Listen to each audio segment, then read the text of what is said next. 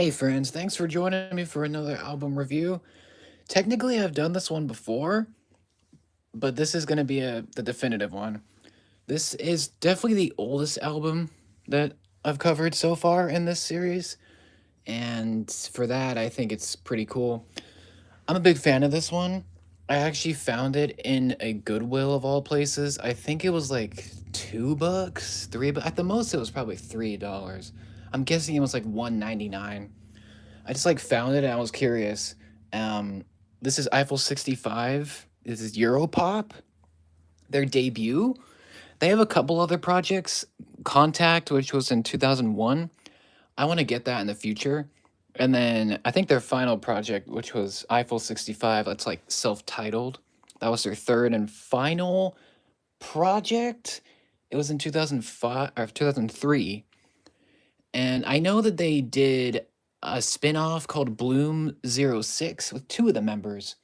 One of them doesn't, I know Gabriel doesn't participate anymore, but regardless, here it is. Honestly, although I love this album, I think the presentation is pretty weak. Uh, Probably the weakest of these albums that we've reviewed so far. It's just, we'll get to that. So this is a European album. I'm not sure if this is a import. I don't think it is, but these guys are not from America, obviously. They're from Europe, mostly I think Italy. And they consist of three guys: Jeffrey J, who does the vocals, Maurizio Lumina, and Gabri Ponte. I think I'm pronouncing that right. Those are the three guys, and they're pretty interesting. There's a cool documentary online where they go through the Blue Dabba Dee. That's their biggest hit. One of a few singles from this album that it's pretty much their one hit wonder, pretty much, aside from a few others we'll get to. Honestly, after the whole album, I listened to it at least two or three times now, and I consider Blue to be like one of the least great. It's like one of my least favorites. Like when I started it, it was my favorite. Then when I ended it, it just became. It's not bad.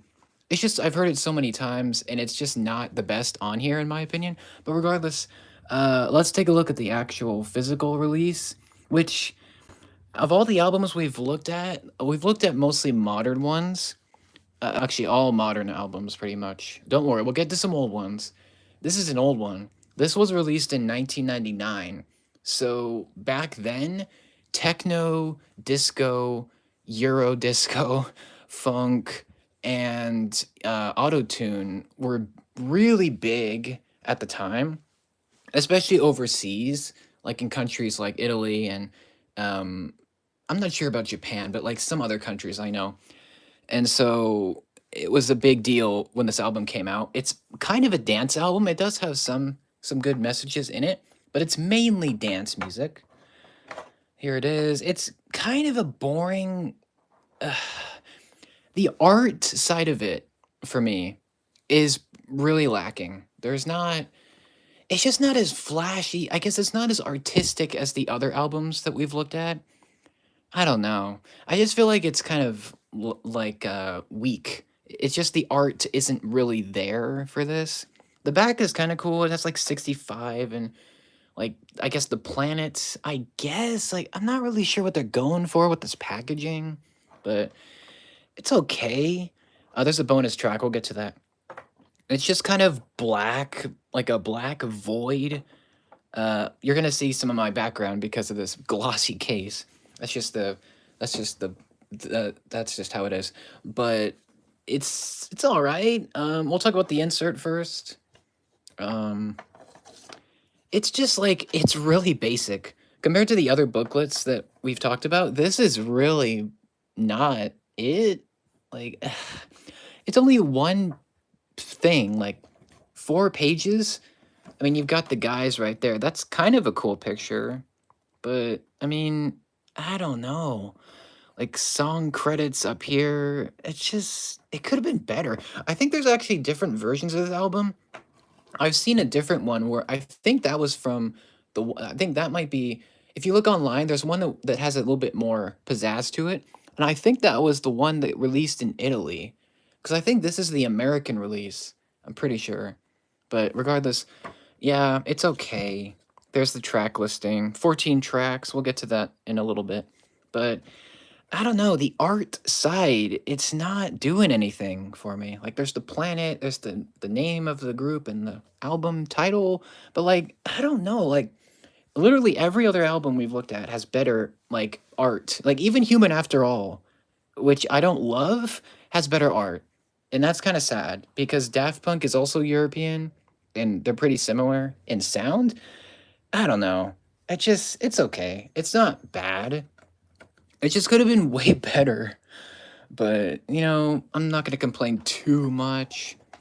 The disc, on the other hand, is pretty cool. It's like red, like dark, not blood red, but it's red. And it's really cool.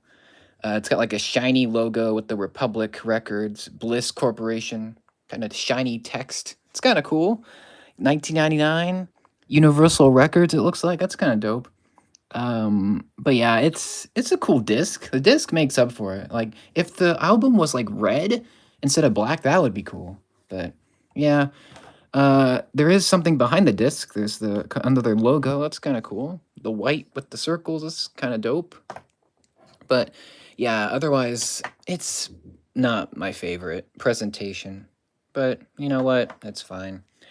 As for tracks, there's 14. Technically, there's 13 because Blue, you get an extended mix as the closer, which I think was a mistake. We already have Blue as the opener.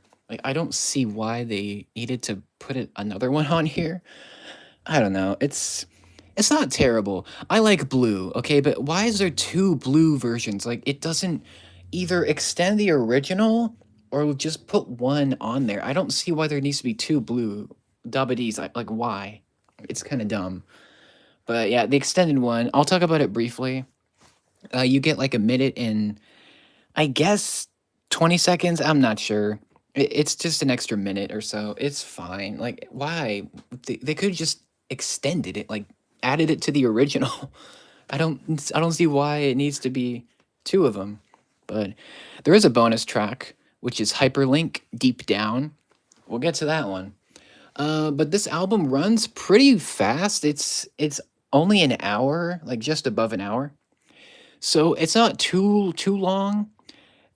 I'll say up front, if you're not a fan of techno, if you don't like Italo disco or Euro disco, European style electro pop, you're not gonna like this at all.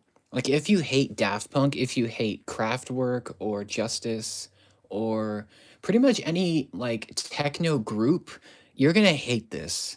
That's what all of this is. It is computerized. Jeffrey J's vocals are very robotic, computerized. They're very auto-tuned. He uses a talk box through most of these songs, not all of them, but most. Like 90% of this is like robotic vocals. Like if you know Daft Punk, they're pretty comparable. So again, if you hate Daft Punk, if you hate techno or robot vocals, you're gonna hate this. It's full of it. So just keep that in mind. I'm a big fan.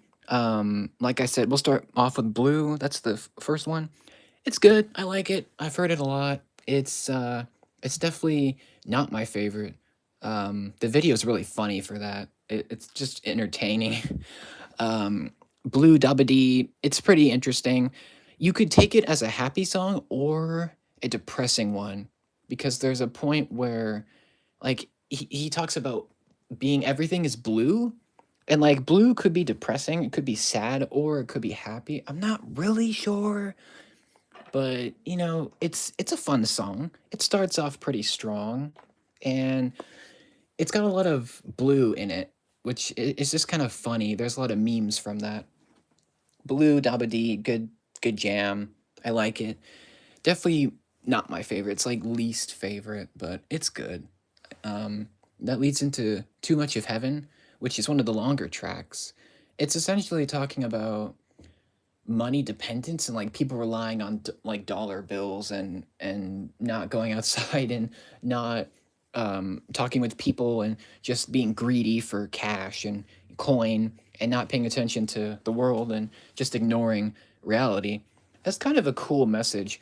I'm not sure. I know there's a feature. I'm 100% sure there's a feature on this because it changes kind of halfway towards the end and then it goes back to Jay's vocals. So I probably should have done research, but yeah, just look it up. There's a feature on this. It's really cool. It's almost like a different flavor, like a reggae tone to the feature's voice, which is really cool.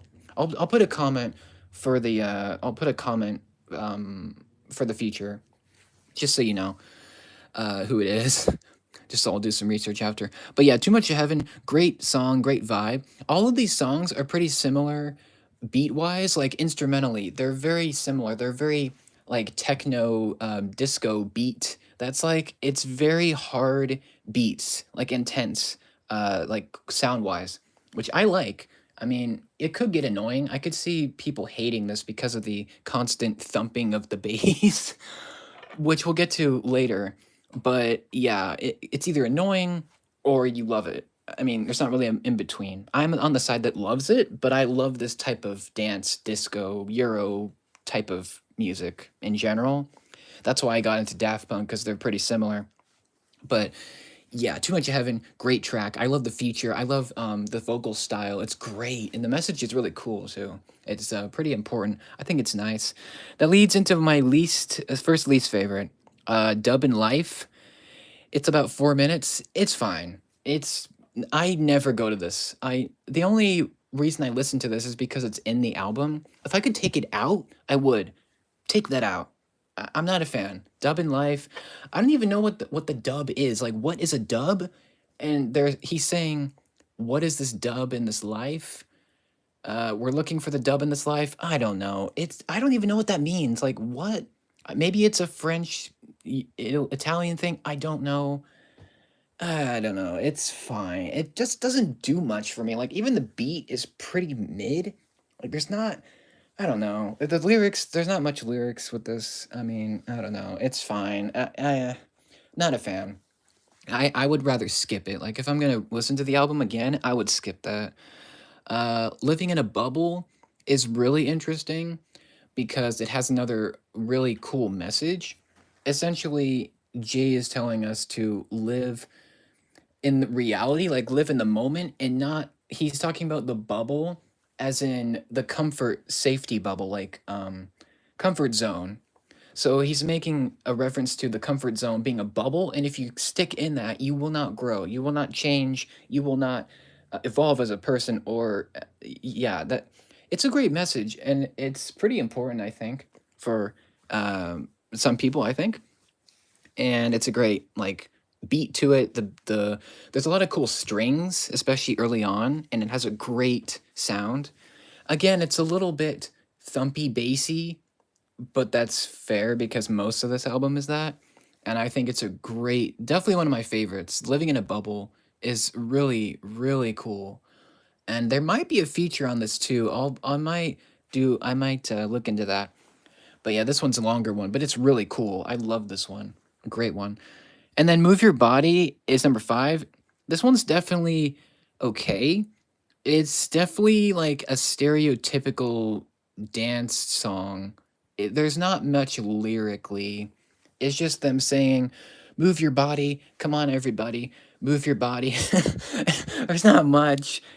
Yeah, it's fine. It's very Daft Punky, justicey. It's okay. I don't really come back to it, but it's really good as a jam. Like you don't have to think about it.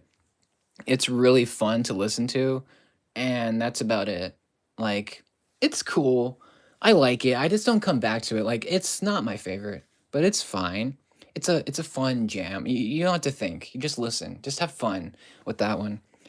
Number 6 is really dumb, but it's really fun and funny because it's essentially an ad. It's either an ad for the PlayStation or they're just really hyped they were really hyped at the time, I'm sure, because the PlayStation 1 came out around this time. I think it was 2000 or 2001. I don't know. Maybe it was earlier. Maybe it was like 98. I don't know. It's essentially they're name dropping a ton of games at the time. I think at the time there was like Odd World, Ridge Racer, Tekken 3, um, what is it called? Or I'm sorry, there's other ones. Resident Evil, Gran Turismo, and there's some other ones too. There's a lot that's in here. Like they're just name dropping games, and then it goes to them. Essentially, Jay sings like he spells out PlayStation, and I love the way he sings the different letters. It's something about it I love, even though it's so stupid. It's so dumb, but it works somehow. It's either PlayStation paid them to make the song, or they just really wanted to get the console. It's called My Console, by the way, but they don't sing that. My Console isn't really said or sung, so that's kind of interesting. But yeah, this is definitely the most dumbest song, but it's really entertaining. I will say it's definitely a favorite of mine, just for how fun to listen to it is. And the lyrics, there's not much. They're just saying they're really excited about the PlayStation, the game that came in our PlayStation, the game on our PlayStation, whatever. It's a great track. I like it. It's super ridiculous. And yeah, if you haven't heard this, give it a listen at least once. It's really silly. And I think that's why it works for me. Number 7 is probably one of the more serious ones, Your Clown. And this is the only track pretty much where Jeffrey J's vocals are not computerized. They're almost normal. They're like 90% his voice without the autotune. So it's the one where he's just singing as just him with no effects, pretty much. There's like a little bit of effects, but it's really cool. Like the beginning of it, he's singing in the robot, the talk box, but then he sings in his natural voice, which I think is really awesome. I would have liked to see more of his natural voice, just as a preference. But yeah, he's great. This song is about a failed relationship and how Jeffrey in this song wants to be recognized as a real person and as a part of the relationship. He wants his girl to respect him as a person and not as your clown. So he doesn't want to be a silly person or a silly man. He wants to be recognized as a person, as a not just as a joker, like a joker. So that's kind of cool. I like that message. It's kind of interesting, because some people see some people as just jokesters and pranksters. So that's kind of interesting. I like that one a lot. I don't come back to it very often, but it is really nice and has a great message and also a cool story. Look into the lyrics. There's some really powerful lines, and I think it's really underrated. Probably the most overlooked of this whole album. It's great, and again, the vocals shine with this one. Number 8 is Another Race. This one is pretty simple lyrically. It's essentially, I guess Jeffrey's a part of a group trying to find out about aliens, and they're looking on other planets, and he's mentioning that there's another race in outer space, and they're just trying to find different forms of life. It's kind of cool. It's got a nice vibe to it. I like the beat, and the story is pretty cool. I do like it a lot. Definitely a favorite for sure. Number 9 is The Edge. This is another least favorite. I don't like this one. I've tried to get into it a few times. It doesn't do anything for me. The beat is kind of lame. The lyrics are really there's not much. Essentially, he's singing, I've been to the edge." That's about it. There's not much to this. Like, it's probably a dance track, obviously, like one from the club, but like I don't know. It's like Dubbing This Life, where I don't care about it. I don't know. It's just weak. Like compared to all these other ones, it's just not it. It doesn't work. I don't know. I could take it off. I would take it. I would skip it. It's just not great. It's not good. So yeah, another clunker. Number 10 is Now is Forever. This is really cool because it's similar to Living in a Bubble, where it has a pretty interesting message. He's singing about living in the moment and now is forever and focus on the future. Don't, don't recall the past too often. So, look back, but don't go so far. So that's kind of interesting. I like that a lot. This one is great. I love the beat on this one, and the lyrics are really cool. Another one where you could look into it. It's almost like a story. So that's really cool. Very nice. Love the track. It's one of my favorites for sure. Number 11 is Silicon World. This one's really weird. Probably the most weirdest track because essentially Jay is singing about a silicon world and he wants to live there and he wants to bring a silicon girl with silicon lips and hair and fall in love with her and bring her to this world. It's it's whack. Okay, I don't know what is going on. Like maybe they're inspired by like I don't know dolls or like AI or like androids or robots or I don't know. Like their vocals sound pretty robotic, so maybe it's like as a robot theme, but I'm not sure. It's a great song. I just don't get what the point of it is. Like it doesn't have a message like the other ones. It's cool to listen to. It's fun. It's got a cool vibe. I definitely like the instrumental for sure. It's great. It's definitely different. But it's just I don't know what to make of it. Maybe if I look into it, maybe there's a different meaning. But it's kind of cool for sure. Definitely a unique track. Uh, Number 12 is the big one for me. This is Europop. It's the name of the album. And it's definitely the longest track, 5 minutes 26. And this is by far the most Daft Punky. This is the most dancey, disco, techno, electro-y song you could ever hear on the whole thing. It's essentially Jay is talking about Europop being a musical flag that they brought from Italy and Amsterdam, and they want you to listen and they turn it up loud because it's a musical kink. I think that's what they call it. Um, it's really like silly, but it's really fun to listen to. I've heard it multiple times. This is the one that I wait for. It's a little hard for me to sit and wait for this track. It's number 12 and it's super in your face techno pop, Europop, dancey, disco, groovy. It's super techno heavy, which I love. I when I first heard it, I was blown away by how much I loved it. I still love it. Definitely my favorite on the album because it's the most uh robotic. Like it's the most dancey. That's my favorite part. It's the most European of these. Uh, Big fan. I would love to hear this live, um, but unfortunately the group is no longer active. Yeah, it still would have been a cool thing.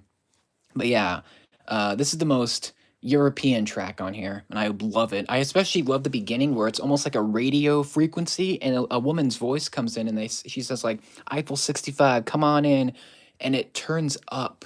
Like it's so cool. It's almost like a radio frequencer thing, like synthesizer thing, and it turns up, and like it's so cool. It like changes at the beginning, and then it goes into the heavy house disco beat, and then at the end she comes back and ends the track.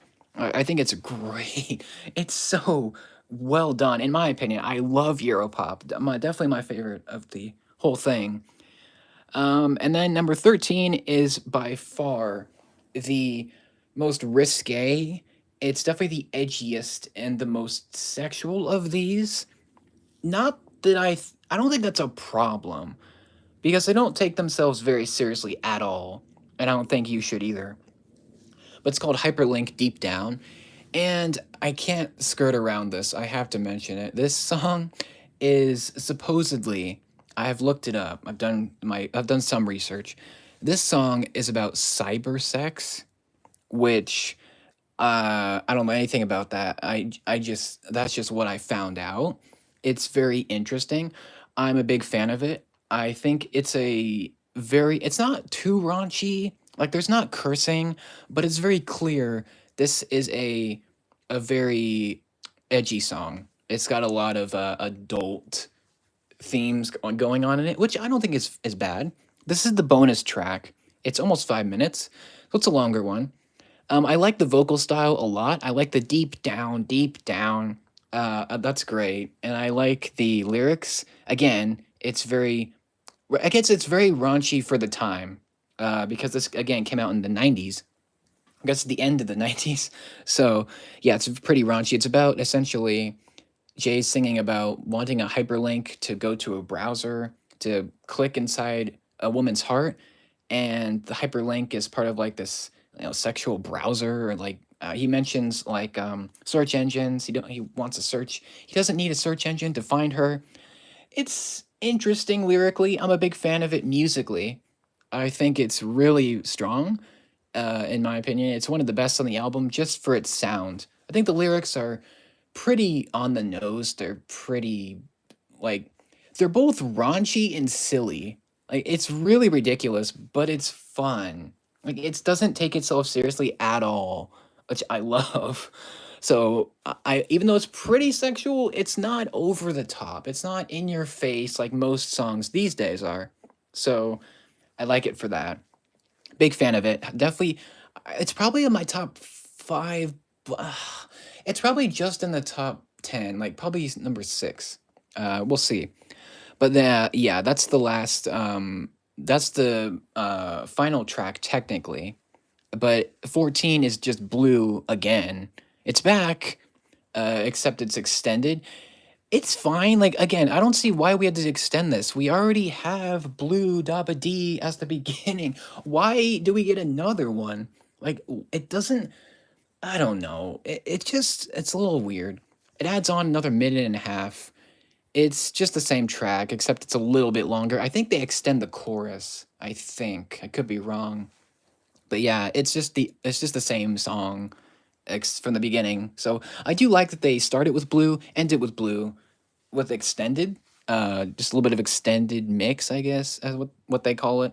So yeah, it's okay. I would have taken it off, because why? We don't need this. Just extend the original. It's just a little bizarre. But as a closer, it's fine. It just reminds you of the hit. So that's kind of cool. You get the hit twice. So that's kind of interesting. As for the singles, I think Too Much of Heaven is also a single, as well as it's either Europop or Move Your Body. So Blue, Move Your Body, Too Much of Heaven, or Living in a Bubble. It's like one of those. There's only two singles, but I think there's technically four. I could be wrong. It's one of those. It's one. There's like four technical singles, but yeah, great album. I'm a big fan of it. I've been a fan since I first picked it up, like 5 years ago, six, seven.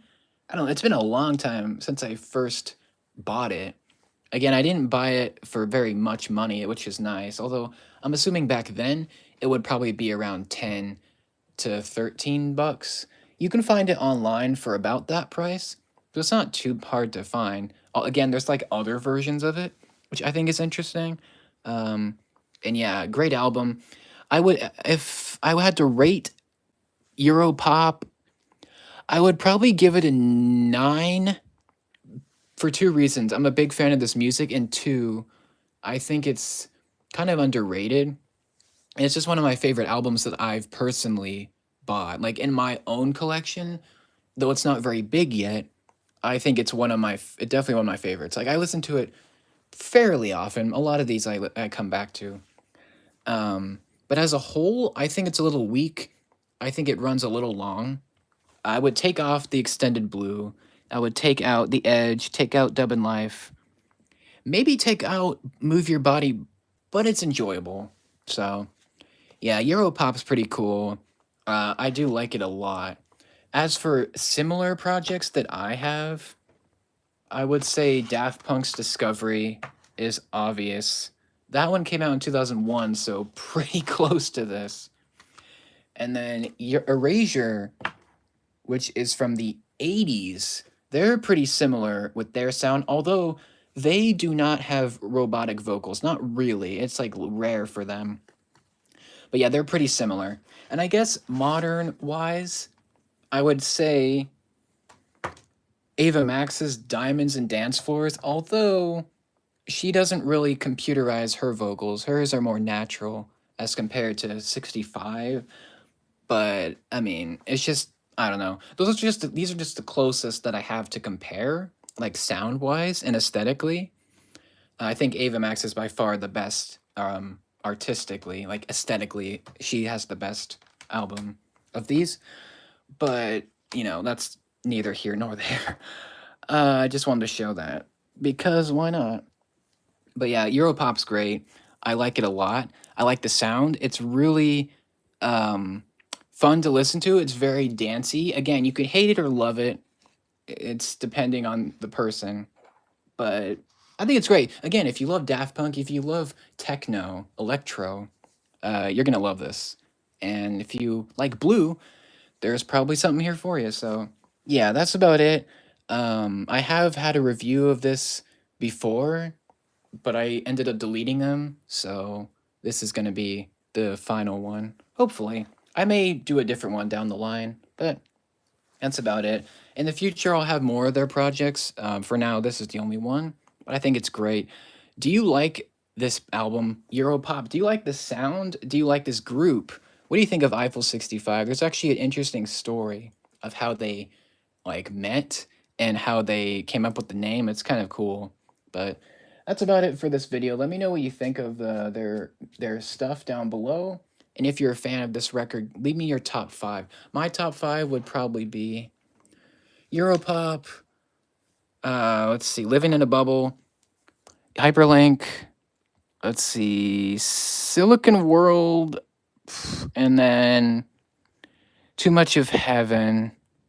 Either that or Another Race. I don't know, it's like one of those two. Probably Another Race. But yeah, that's it.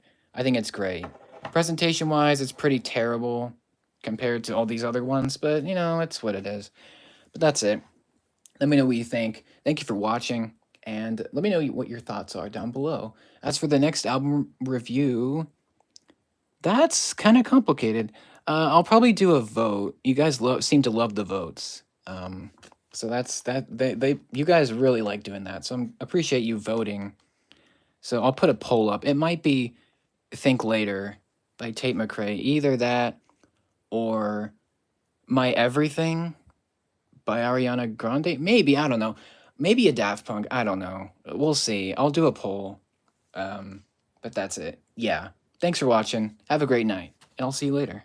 Take care.